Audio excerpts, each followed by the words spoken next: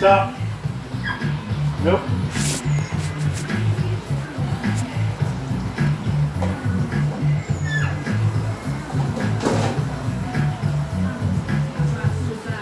You're listening to the Supreme Court and Congress cede powers to Trump and the presidency, a news story written by Naftali Ben-David and read by an AI-generated voice.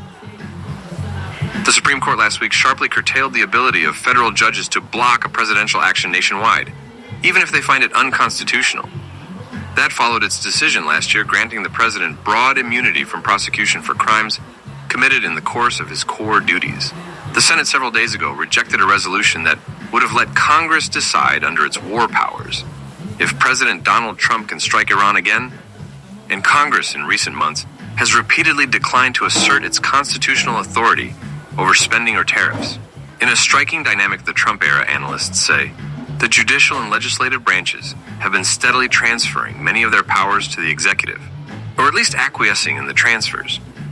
That has shaken up a system that depends on the three branches of government jostling sharply, as each jealously guards its own prerogatives, many critics contend. When the constitutional framers designed a system of checks and balances, they didn't mean a system where Congress and the Supreme Court give the president a blank check, said Senator Chris Van Hollen, Democrat, Maryland. That's not the kind of check they had in mind. It was intended to create friction among the three branches to produce balance. But the country has become so divided, some scholars say, that leaders of the three branches are often more loyal to their parties than to their institutions. I think the framers envisioned a structure where it would take two branches to do anything major. Go to war, pass a law, enforce a law, said Erwin Chemerinsky, Dean of the Law School at the University of California at Berkeley. We have gone away from that. The executive can do so much without the other two. Some conservatives respond that Trump is only doing what other presidents have done, asserting his powers and leaving it to the courts to decide whether he has exceeded his authority.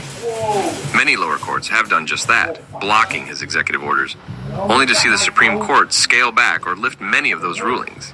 I think everyone is getting all Sturm und Drang and go to your bomb shelters quick about it, said Paul Kamenar, lead counsel at the Conservative National Legal and Policy Center. But overall, I don't see that Congress or the courts are ceding too much power to the president, because at the end of the day, the Supreme Court will decide that. White House officials say the Supreme Court is restoring a balance between the branches that had been distorted by activist liberal judges. Democratic presidents, as well as Republican ones who come after Trump, will benefit from these precedents, they say. And, they add, the notion that Congress has ceded power to the president is belied by his struggle to push through his budget bill. President Trump has restored the balance of power in our long-revered checks and balances, marking a monumental shift from the previous administration, which used the judicial and legislative branches to perpetuate the Biden-Harris administration's relentless lawfare and witch hunts. White House spokesman Harrison Fields said in a statement, defending the executive branch as a co-equal branch isn't yielding power. It's the constitutionally sound thing to do. Still, it was not always this way. Not all that long ago, Congress's leaders were more willing to assert their power against the White House.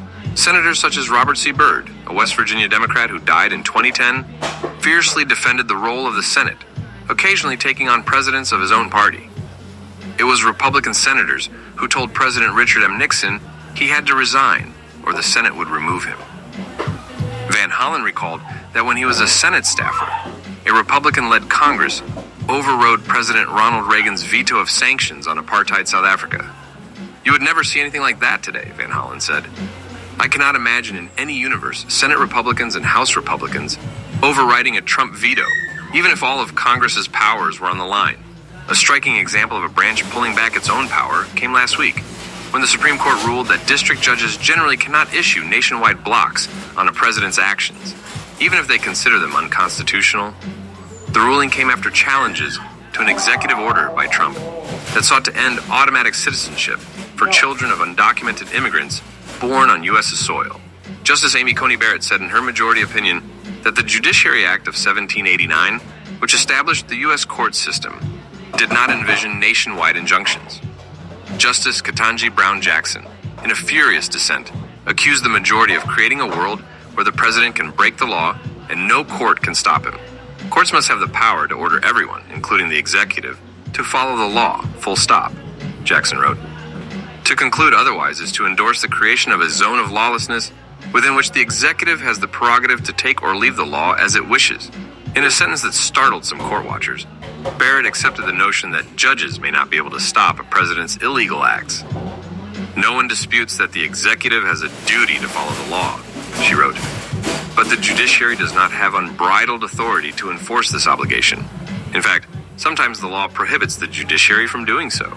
The decision, in a sense, echoed a ruling from a year ago, when the justices found that presidents are immune from prosecution when performing their core duties, and that the other branches cannot do anything about it, short of impeachment and removal, which Congress seems less inclined to pursue these days. Kamenar said the Supreme Court is not handing power to Trump, but rather imposing appropriate restraints on itself. He cited a line from Barrett's opinion that when a court concludes that the executive branch has acted unlawfully, the answer is not for the court to exceed its power too. While the opinion effectively strips lower court judges of power, Justice Brett M. Kavanaugh said in a concurring opinion that the Supreme Court would still be the ultimate decision maker on whether certain executive actions can be blocked or take effect. Michael Gerhardt, a law professor at the University of North Carolina, noted that the Supreme Court did not halt nationwide injunctions when conservative judges imposed them on President Joe Biden. That reveals the decision's partisan underpinning, he said. It's hard to come up with a judicial ideology that could explain the outcomes, Gerhardt said. If there is a principle at all, it's really hard to figure out. In 1997, Gerhardt recalled, the Supreme Court ruled 9-0 against President Bill Clinton's effort to delay Paula Jones's sexual harassment suit, with the two Clinton-appointed justices joining in. There is not an analog to that on the Roberts Court, Gerhardt said. The Supreme Court's conservative majority, including 3 Trump nominees from his first term, has also issued orders clearing the way for Trump to seize power from Congress, while litigation continues in the lower courts. It has let Trump fire independent regulators, even when Congress explicitly protected them from at-will removal. It has allowed the U.S. DOJ service access to sensitive Social Security Administration data, despite privacy laws passed by Congress. Last month, Trump issued an order allowing TikTok to keep operating in the U.S. for an additional 90 days, his third extension, and one without a clear legal basis. Congress passed a bipartisan law last year aimed at barring TikTok in the U.S. unless the video sharing app divests from Chinese ownership. And the Supreme Court in January unanimously upheld that measure. On a handful of occasions, individual Republicans have spoken out against Trump's assertions of presidential power. Senator Rand Paul of Kentucky took to the Senate floor in an unsuccessful effort to end Trump's declaration of economic emergency, which he was using to impose tariffs on Canada. Paul said tariffs are clearly taxes, and the Constitution gives the taxation power to Congress. More fundamentally, he said, the American system of government depends on the 3 branches aggressively checking each other, not one being subservient to another. The founders were so worried by having a monarchy, they were so worried about having all the power gravitate to the executive, that they said, we must split the power, Paul said. He added, the Constitution doesn't let us give our power away. We can't just say, here, Mr. President, take it. The Senate narrowly passed his resolution, but the House did not take it up. More recently, Representative Thomas Massie, Republican Kentucky, challenged Trump's decision to intervene in the Israel-Iran war, joining with Representative Ro Khanna, Democrat California, to introduce a resolution blocking the U.S. armed forces from unauthorized hostilities in Iran. The Constitution does not permit the executive branch to unilaterally commit an act of war against a sovereign nation that hasn't attacked the United States, Massie said in a statement. Congress has the sole power to declare war against Iran. The resolution became moot after Israel and Iran agreed to a ceasefire.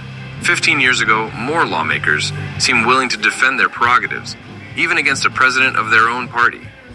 At a May 2010 committee hearing, Senator Byrd spoke against weakening the filibuster at a time when Democrats were eager to push through President Barack Obama's agenda.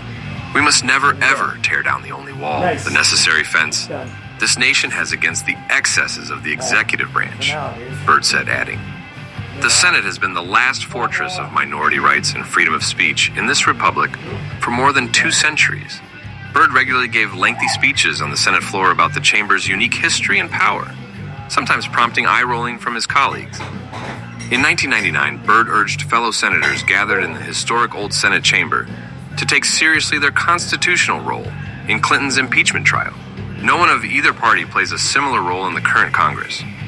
Some in both parties warn that if justices and lawmakers allow presidential power to grow out of control, a future Democratic president could take advantage of the new arrangement as easily as Trump has.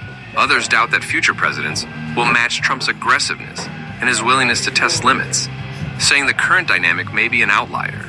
Whether this changes the norms of the office and this is the frightening new normal, or whether this is an aberration, we can't know at this time, said Chemerinsky, the Berkeley law dean.